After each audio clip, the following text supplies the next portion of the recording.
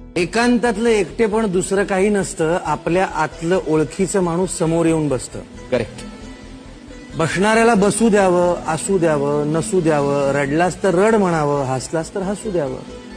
कधी एकट्याने बसून त्याचा एकांत ऐकावा, कधी आपल्या शांततेत त्याने एकांत रेखावा.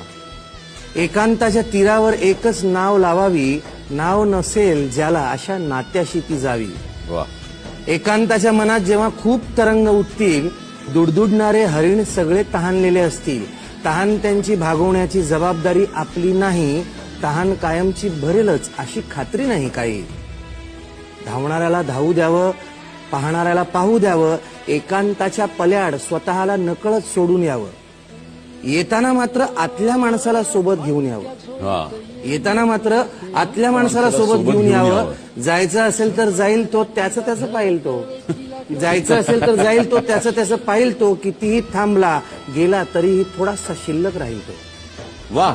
तो म्हणेल कुठे आहेस तू, प्रश्न पडत राहतील. नावेभोवती शुभ्र बगळे मंद्र स्वरात कणत राहतील. आपण मात्र थोडं थांबून कवेत घ्यावा आपलाच श्वास.